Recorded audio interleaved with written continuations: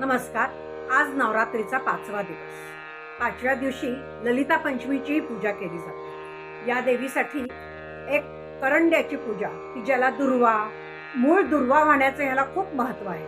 दुर्वा फुलं वाहून त्या करंड्याची पूजा केली जाते. या देवी सर्वभूतेषु शांतिरूपेण संस्थिता. नमस्तस्ये नमस्तस्ये नमस्तस्ये नमो नमः. या देवी सर्वभूतेषु जातिरूपेण संस्थिता.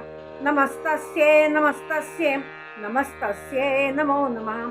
या देवी सर्वभूतेषु लज्जारूपेण संस्थिता. नमस्तस्ये नमस्तस्ये नमस्तस्ये नमो नमः.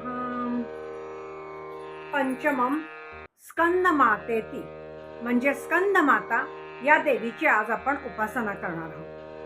कार्तिकेयाची स्कंदमाता म्हणून ही देवी ओळखली जाते. पिवळ्या वस्त्राची, फुलाची हिला खूप आवड आहे. या देवीसाठी बेल, कुंकू, दुर्वा याचा हिला विशेष करून ही फुलं, दुर्वा वगैरे वाहिल्या जातात. खारीक आणि खजूर याचा हिच्यासाठी नैवेद्य असतो. मध्ये बिंदू आणि पंचकोण असा या देवीची रांगोळी आहे.